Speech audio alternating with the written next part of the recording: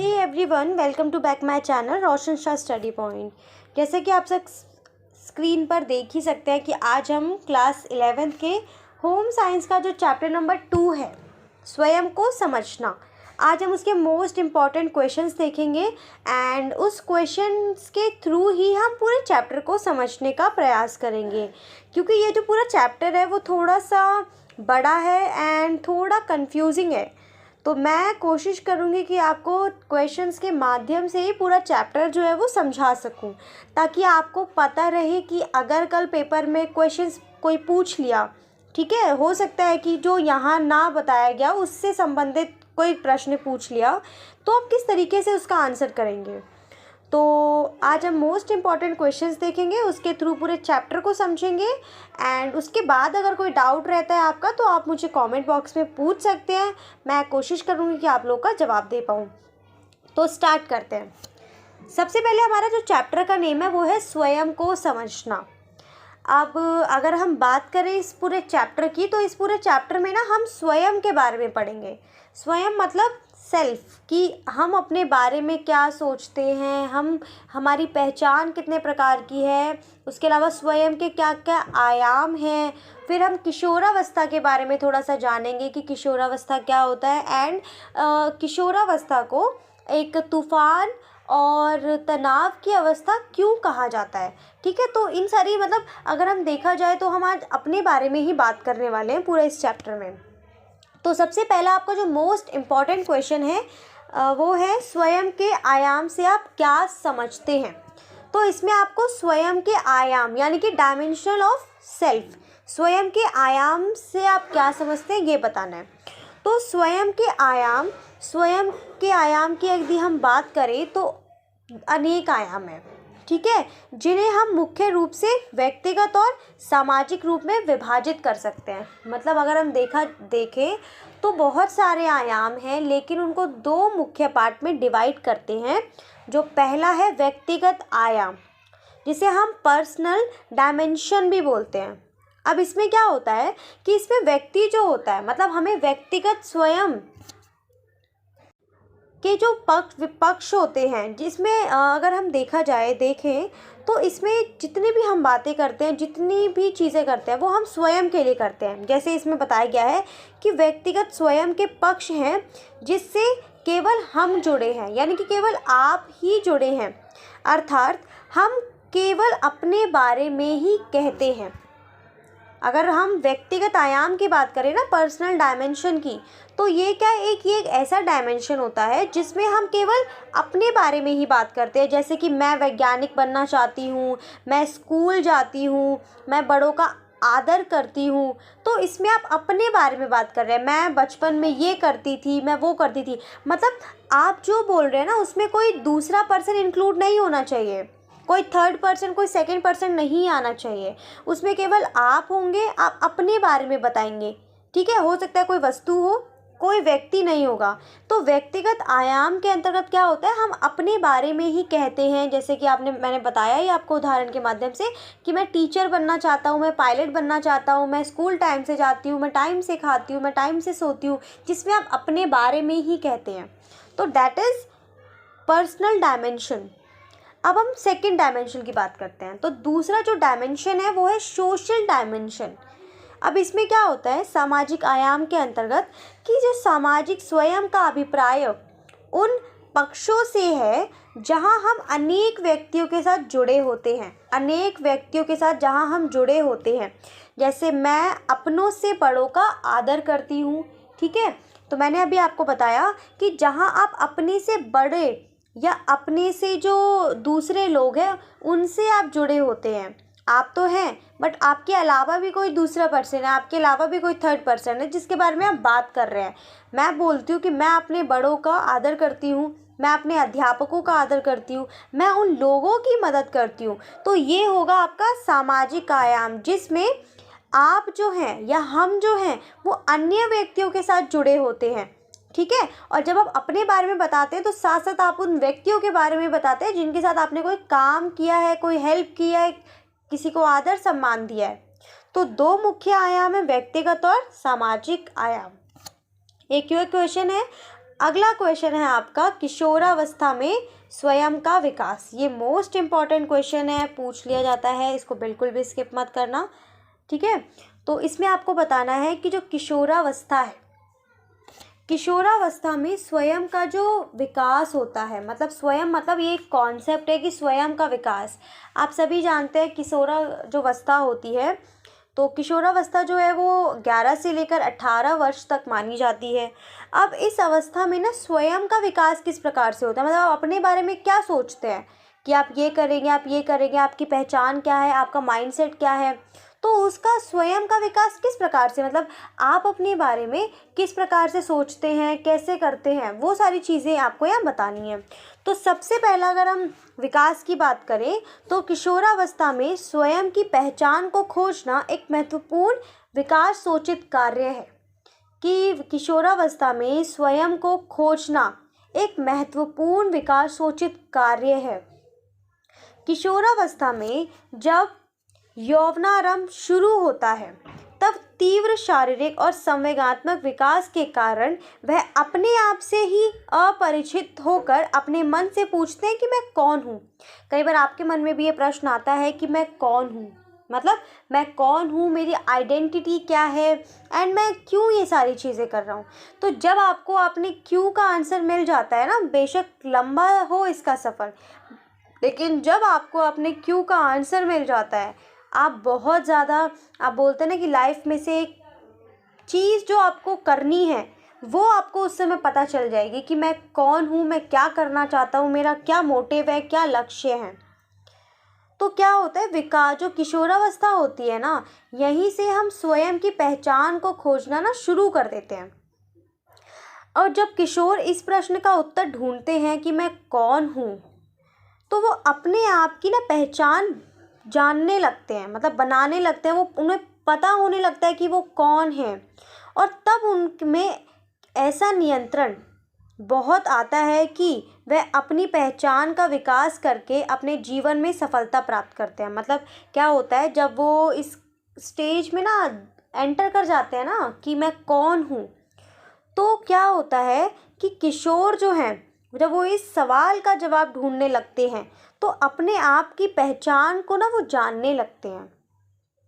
और तब उनमें कैसा नियंत्रण आता है, वह अपनी पहचान का विकास करके अपने जीवन में सफलता प्राप्त करते हैं। मतलब जब उनको ये महसूस हो जाता है कि मैं कौन हूँ, वो अपने आप को जानने लगते हैं, अपनी जो एबिलिटीज़ है, जो कौशल है, उन सारी चीज़ों को से जब वो परिचित हो जाते हैं तब वे अपने जीवन में सफलता को प्राप्त करने लगते हैं। मतलब आप एक चीज़ समझिए, देखिए शुरू से अगर हम देखा जाए, कहते हैं कि हम बेशक सभी पढ़ते हैं, ठीक है, कुछ बच्चे जो होते हैं वो शुरू से ही अपनी कौशल पे काम करते हैं। तो जिसको पता होता है कि उसका कौशल क्या है, यानी कि उसकी स्किल क्या है, और कोई अपनी स्किल पे काम कर रहा है, तो वो उस व्यक्ति से ज़्यादा आगे जाएगा जो पढ़ रहा है। क्योंकि आज के समय में ना स्किल जो है वो बहुत ज़्यादा ही इम्पॉर्टेंट रोल प्ले करता है एक मनुष्य की लाइफ में। और आजकल तो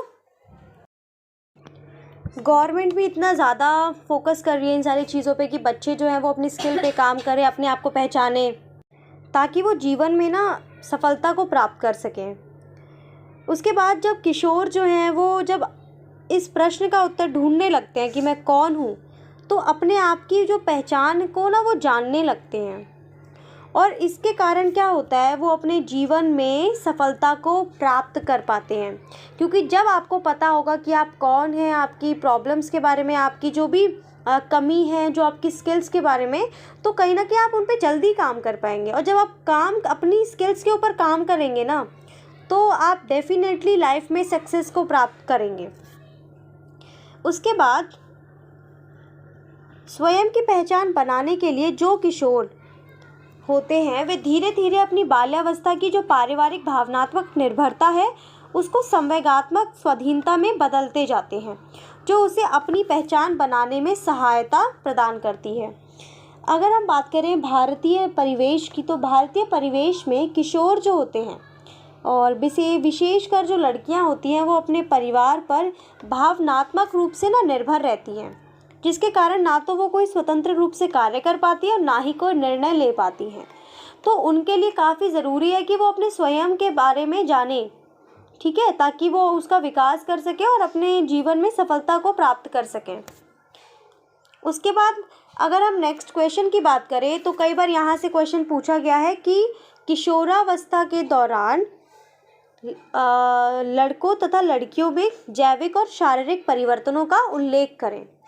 तो किशोरावस्था की यदि हम बात करते हैं तो आप सभी जानते हैं किशोरावस्था जो है वो 11 से लेकर 18 वर्ष तक की आयु की अवधि होती है और इस दौरान जो है वो शारीरिक रूप से और जैविक रूप से बहुत सारे परिवर्तन होते हैं। लड़कियों की अगर हम बात करें तो लड़कियों के शरीर में जो जैविक और जो शारीरिक परिवर्तन होते हैं तो सबसे पहला होता है उसमें मासिक धर्म का आना, ठीक है, जिसे हम मेंस्ट्रुएशन भी बोलते हैं। तो किशोरावस्था के दौरान ही क्या होता है, जो सबसे बड़ा शारीरिक और परिवर्तन होता है इसमें कि जो लड़कियां होती हैं उनको मासिक धर्म आना शुरू हो जाता है। और ये किस कारण से होता है, जब आपका एस्ट्रोजन हार्मोन जो होता है वो स्राव करना शुरू करता है। उसके बाद मासिक धर्म शुरू होने से पहले आप सभी ने एक चीज़ सुनी होगी, बोलते हैं कि पीरियड्स आने से शुरू होने से पहले अगर किसी की हाइट बढ़ जाती है तो अच्छा माना जाता है, लेकिन क्योंकि पीरियड्स आने के बाद अगर किसी को स्टार्ट हो गया मेंस्ट्रुएशन तो उसके बाद हाइट नहीं बढ़ती है, जो शारीरिक वृद्धि है वो नहीं होती है, ठीक है। तो क्या होता है कि मासिक धर्म के शुरू होने से पहले बढ़ोतरी जो है वो तीव्र गति से होती है, वहीं जब मेंस्ट्रुएशन स्टार्ट हो जाता है किसी को तो जो बढ़ोतरी हो रही है उसकी गति कम हो जाती है, इतनी कम हो जाती है, इतनी कम कि वो ना के बराबर हो जाती है। और इसमें क्या होता है, शरीर के अंगों का विकास होता है, ठीक है। आप सभी जानते हैं कि ये एक ऐसी जो एज होती है जिसमें आपके जो ऑर्गन्स हैं, आपके जो पार्ट्स हैं उनका विकास होता है। और ये जो यौवनावस्था होती है वो 11 से लेकर 13 वर्ष तक के बीच की होती है। इसमें क्या होता है, जो लड़कियां होती हैं उनकी आवाज़ कई पतली, भारी या अलग प्रकार की हो जाती है और जो गुप्तांग होते हैं उनमें बाल आना शुरू हो जाते हैं। तो ये कुछ जैविक और शारीरिक परिवर्तन हैं जो हमें एडोलसेंस के दौरान देखने को मिलते हैं। फिर हम बात करते हैं लड़कों में जो शारीरिक और जैविक परिवर्तन होते हैं किशोरावस्था के दौरान। तो सबसे पहला होता है कि शुक्राणु बनने को यौन परिपक्वता का बिंदु माना जाता है, ठीक है। और जो ये होता है शुक्राणु बनना वो एंड्रोजन हार्मोन के स्राव से होता है। फिर इसके बाद कुछ विशेष वयस्क जो होते हैं, विशेषताओं के विकास से पहले बढ़ोतरी जो होती है वो तीव्र गति से होती है। मतलब आपने देखा होगा किशोर लड़कों में क्या होता है कि जो हाइट होती है, अगर लड़की की बात की लड़कों और लड़की में बात की जाए तो लड़कियों की अपेक्षा लड़कों की हाइट जो है वो लंबे टाइम तक बढ़ती है, क्योंकि लड़कियों को पीरियड्स आना शुरू हो जाता है तो उसके बाद एक टाइम के बाद जो हाइट है उनकी वो बढ़ना, जो वृद्धि है वो थोड़ा सा रुक जाती है, परंतु लड़कों के साथ ऐसा नहीं होता। और कुछ विशेष वयस्क विशेषताओं के विकास से पहले जो बढ़ोतरी है वो तीव्र गति से होती है, सभी जानते हैं ये बात। और जो जनन इंद्रियों हैं, का जो आकार है वो भी बढ़ने लगता है। और उसके बाद संपूर्ण शारीरिक विकास होता है इस एज में। आप देखते हैं कि आपके जो ऑर्गन्स हैं, आपके जो पार्ट्स हैं बॉडी के, उनका विकास होता है। और यदि हम लड़कों की बात करें तो लड़कों की जो आवाज़ होती है वो किशोरावस्था के दौरान क्या होता है, थोड़ी सी भारी हो जाती है, स्वर जो है वो फटने लगते हैं और धीरे धीरे परिपक्वता के साथ साथ स्वर में नियंत्रण आता जाता है। तो ये कुछ परिवर्तन हैं मुख्य रूप से जो लड़कों में और लड़कियों में पाए जाते हैं किशोरावस्था के दौरान, और ये काफ़ी इम्पॉर्टेंट हैं। आप सभी इन सारी चीज़ों से परिचित होंगे क्योंकि आप सभी 10th तक साइंस पढ़ के आ चुके हैं। तो ये प्रश्न जो है वो डेफिनेटली कल आपके क्वेश्चन पेपर में पूछा जा सकता है।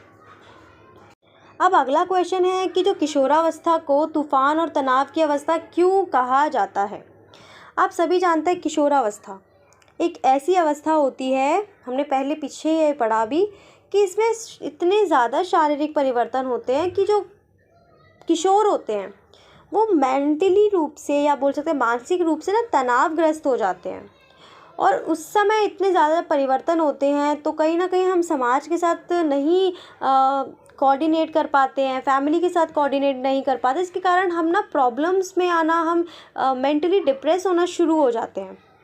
तो किशोरावस्था तूफान और तनाव की अवस्था है, क्योंकि शारीरिक वृद्धि के साथ साथ अंतःस्रावी ग्रंथियों से स्रावित जो हार्मोन है वो संवेग और जो है वो तीव्र और अनियंत्रित हो जाते हैं। तो पहला मुख्य कारण है कि जो अंतःस्रावी जो ग्रंथियों से स्रावित होने वाले जो हार्मोन हैं वो तीव्र और अनियंत्रित हो जाते हैं, जिसके कारण जो किशोर होते हैं उनको काफ़ी सारी प्रॉब्लम्स का सामना करना पड़ता है।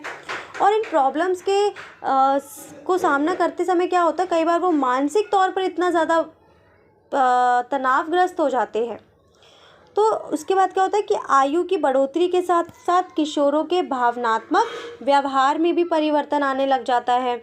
यही कारण होता है कि 13, 14 और 15 वर्ष के जो किशोर होते हैं वो चिड़चिड़ा, जल्दी उत्तेजित हो जाते हैं और अपने आप पर नियंत्रण नहीं रख पाने वाले हो जाते हैं।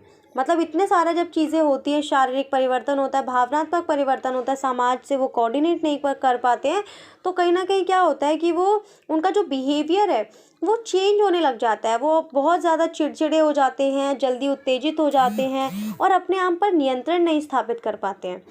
तो उनका जो व्यवहार है वो धीरे धीरे बहुत ज़्यादा रूड होने लग जाता है, जो समय आने पर ठीक भी हो जाता है। ये कुछ चेंजेस के कारण होता है। फिर क्या होता है कि अनेक विकास और वृद्धि के कारण जो किशोर हैं उनमें मानसिक तनाव की उत्पत्ति होती है। आप सभी जानते हैं किशोरावस्था में बहुत सारे बदलाव होते हैं, जिसके कारण कुछ बदलाव ऐसे होते हैं जिसके साथ हम नहीं एडजस्ट कर पाते हैं। तो इस कारण क्या होता है कि जो किशोर होते हैं उनमें मानसिक जो तनाव है वो कहीं ना कहीं उत्पन्न होने लग जाता है। और इस अवस्था में कई परिवर्तन होने के कारण इस अवस्था को तूफान की अवस्था कहा जाता है। तो इस प्रकार से आप लोग इसका आंसर लिख सकते हैं। ये जो क्वेश्चन है वो कई बार पूछा गया है, तो ये इम्पॉर्टेंट है, आप लोग इसको तैयार करके जाइए। फिर आपका अगला क्वेश्चन है कि किशोरावस्था में स्वयं की जो भावना होती है उसकी विशेषताओं का उल्लेख करें। ये दोनों जो प्रश्न है ना किशोरावस्था से संबंधित, ये काफ़ी इम्पॉर्टेंट हैं और ये पूछे गए हैं। आप लोग प्लीज़ इनको तैयार करके जाएं ताकि आप लोगों का ये जो क्वेश्चन आए एग्ज़ाम में आप उसमें से पूरे मार्क्स ले सकें। सबसे पहला है कि जो किशोर होते हैं उसमें, इस क्वेश्चन का मतलब एक्चुअली है कि किशोर जो होते हैं उसमें जब स्वयं की भावना उत्पन्न हो जाती है, जब स्वयं की भावना आ जाती है तो उसकी क्या विशेषताएँ हैं, मतलब इसका क्या बेनिफिट मिलता है उनको। तो जो किशोर होते हैं वो स्वयं का विवरण जो है वो संक्षिप्त और विचार रूप में देने लगते हैं।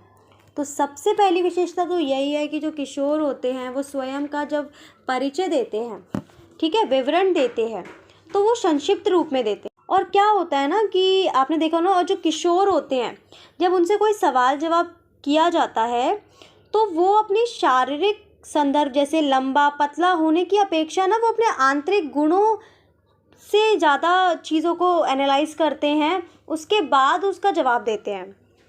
और इसमें क्या होता है, इसकी दूसरी विशेषता है कि जो किशोर होते हैं वो अपने आंतरिक गुणों पर अधिक बल देते हैं। आपने देखा होगा कि किशोरावस्था तक आते आते मतलब 20 साल तक अगर देखा जाए, क्योंकि 20 साल की अवधि या 19 साल तक किशोरावस्था जो है वो रहती है। तो इस दौरान क्या होता है कि जो किशोर होते हैं वो ना अपने जो उनका शारीरिक स्ट्रक्चर होता है उस पर फोकस ना करते हुए ना वो लोग अपने आंतरिक गुणों पर फोकस करते हैं, आंतरिक गुणों पर अत्यधिक बल देते हैं, उस पर वो अत्यधिक काम करते हैं। तो कहीं ना कहीं ये समझ में आने लग जाती है कि जो शारीरिक सौंदर्य है वो इतना इम्पॉर्टेंट नहीं है जितना आपके जो आंतरिक गुण हैं। तो आप कभी भी देखेंगे ना, मिलेंगे भी आप किसी पर्सन से, आप या 15-16 एज में जो व्यक्ति होगा उससे मिल लीजिए और कोई 19-20 में या 21 में उससे मिल लीजिए, आपको दोनों में अंतर पता चल जाएगा। एक व्यक्ति अपने शारीरिक सौंदर्य पे ज़्यादा फोकस करेगा तो सेकंड पर्सन अपने आंतरिक गुणों पर। और एक बात बहुत ज़रूरी है कि जो व्यक्ति अपने गुणों पर काम करता है, जिसको पता होता है उसके गुण कौन कौन से, उनमें अगर उन पे फोकस करता है और उसके अकॉर्डिंग अपनी लाइफ को स्पेंड करता है, वो बहुत जल्दी लाइफ में सक्सेस प्राप्त करता है। क्योंकि सौंदर्य बाहरी है, उससे भी इम्पॉर्टेंट है आपका आंतरिक गुण। आपके अंदर कौन कौन से गुण हैं। यदि आपके अंदर कोई गुण नहीं है, आप बाहरी रूप से सुंदर है, बुरा नहीं है सुंदर होना, लेकिन गुणों का होना भी ज़रूरी है। इसीलिए कहते हैं ना, कई बार आपने एक लाइन सुनी होगी, ब्यूटी विथ ब्रेन, कि आप सुंदर तो हैं, आपके अंदर दिमाग भी है, गुण भी हैं। तो इस प्रकार से। तो दूसरा आप क्वालिटी बता सकते हैं कि जो किशोर होते हैं उनमें ना अपने आंतरिक गुण पर वो ज़्यादा बल देते हैं। ठीक है। फिर किशोर स्वयं का विवरण ना शांत स्वभाव से, सच्चा, बहादुर, भावुक और संवेदनशील और साहसी होने के रूप में देते हैं। मतलब वो ऐसा नहीं होता कि वो कुछ भी बोल रहे हैं, उनको पता नहीं है, समझ नहीं है। वो जब अपना जवाब देते हैं ना, अगर कोई उनसे कुछ पूछता है तो उनका जो जवाब होता है वो इतना ज़्यादा एक सही जवाब लगता है। ऐसा लगता है कि कोई जेंटल पर्सन जो है वो जवाब दे रहा है, क्योंकि उनका व्यवहार इस तरीके से हो जाता है, शांत स्वभाव हो जाता है, वो भावुक प्रवृत्ति के हो जाते हैं, संवेदनशील हो जाते हैं, साहसी हो जाते हैं, और इस रूप में वो अपना आंसर देते हैं। उसके बाद है किशोरावस्था में स्वयं के बारे में अस्थिर भावना होती है। इसकी चौथी विशेषता ये है कि किशोरावस्था में क्या होता है, स्वयं के बारे में ना अस्थिर भावना होती है, क्योंकि जो किशोर होते हैं ना वो भिन्न भिन्न परिस्थितियों का अनुभव करते हैं। ठीक है। कभी हो सकता है अच्छी परिस्थिति हो, कभी कठिन परिस्थिति हो, और उन परिस्थितियों पर क्या होता है, उनकी अपनी प्रतिक्रियाएं जो हैं वो उत्पन्न हो जाती हैं। अब मान लीजिए किसी के साथ अच्छा हुआ, तो एक अच्छा इमोशन, एक अच्छी प्रतिक्रिया उसने दी। अब थोड़े समय बाद उसकी कठिन परिस्थितियाँ आई, कुछ गलत हो गया, तो वहाँ से उसकी गलत प्रतिक्रिया हुई। तो क्या हुआ, इससे किशोर जो है वो अस्थिर भावना से युक्त हैं, और जिससे स्वयं के बारे में उनकी जो सोच है, स्थिति है, और समय के अनुसार बदलती रहती है। अब मान लीजिए कि जस्ट इमेजिन कि मैंने कुछ बनाया, मेरा बहुत इंटरेस्ट है कुकिंग में, और मैंने आज कुछ बनाया लेकिन वो अच्छा नहीं बना, वो बहुत बहुत ज़्यादा ही ख़राब बन गया। जब मैंने उसको टेस्ट कराया अपने फैमिली मेम्बर्स को, तो उन्होंने कहा ये अच्छा नहीं बना है। अब केवल इतनी सी चीज़ ना मेरा पूरा कॉन्सेप्ट जो है, मेरी जो इंटरेस्ट है, मेरी जो हॉबी है, उसको ख़राब कर देगी। मैं सोचूंगी मुझे कुछ नहीं आता, मैं कैसे कर रही हूँ, मेरा ये हॉबी है बट मैं इस पर काम नहीं कर पा रही हूँ। अब यहाँ से क्या होगा, मैं बोलूँगी कि मुझे कुकिंग नहीं कर रही, अब मैं अपना कुछ डांस सीखूँगी, कुछ सिंगिंग या कुछ भी करूँगी, लेकिन मैं कुकिंग नहीं करूँगी। तो ये क्या हो गया, यहाँ से आपकी ना अपने बारे में अस्थिर भावना हो गई है कि आपको अपने ऊपर ही विश्वास नहीं है। एक छोटी सी गलती क्या हुई, आपने अपने ऊपर से विश्वास ही खो दिया। तो ये चीज़ भी वहाँ पे किशोरावस्था के दौरान हमें देखने को मिलती है। पांचवा पॉइंट है कि किशोर जो होते हैं बच्चों की अपेक्षा स्वयं के बारे में अधिक सचेत होते हैं। ठीक है। बच्चों का मतलब होता है जो ज़्यादा नहीं, मतलब 13-14 एज तक हो, और किशोर का मतलब होता है 19-20 तक, आते आते 18-19-20-21 ले लो। तो बच्चे में और किशोर में ना क्या डिफरेंस होता है कि जो किशोर होते हैं वो अधिक सचेत होते हैं। सचेत मतलब कुछ भी करने से पहले वो सोचते हैं, किसी को भी बोलने से पहले वो सोचते हैं, निर्णय लेने से पहले वो सोच विचार करते हैं, और हर चीज़ में वो सचेत रहते हैं। वो ज़रूरी नहीं कुछ बोला उसका आंसर कर दिया, और अपने में ही वो ध्यान मग्न रहते हैं, उनको किसी से कोई वो चीज़ नहीं रहती। आपने देखा होगा ना, कुछ लोग ऐसे होते हैं जो अपने से ही मतलब रखते हैं, अपने करियर पे फोकस करते हैं, उनको मतलब ही नहीं है किसी से कुछ यार। तो इस टाइप के जो लोग होते हैं वो आपने देखा होगा, वो अपने अंदर स्वयं की भावना का विकास कर चुके हैं। तो इस प्रकार से आप लोग देख सकते हैं, ये कुछ मोस्ट इंपॉर्टेंट क्वेश्चंस थे जो मैंने आपके साथ डिस्कस कर दिए हैं, और इनमें से पक्का 3 से 4 क्वेश्चंस जो हैं वो कल आपके एग्ज़ाम में पूछे जाने वाले हैं। तो प्लीज़ आप लोग इन क्वेश्चंस को अच्छे से तैयार करके जाइएगा, ताकि आप लोगों को चैप्टर, अगर ये क्वेश्चन भी ना आए तो कहीं ना कहीं आप लोग थोड़ा समझ के क्वेश्चन का आंसर कर सके। बाकी तो डेफिनेटली इनमें से ज़रूर प्रश्न पूछे जाएंगे, मैंने बहुत सर्च करके इन क्वेश्चन को आपके लिए तैयार किया है। तो please don't skip it and forward करें अपने दोस्तों के साथ, ताकि वो लोग भी इसका लाभ उठा सके। एंड कल के लिए आपको बेस्ट ऑफ लक, मिलते हैं नेक्स्ट वीडियो में। Thank you for watching.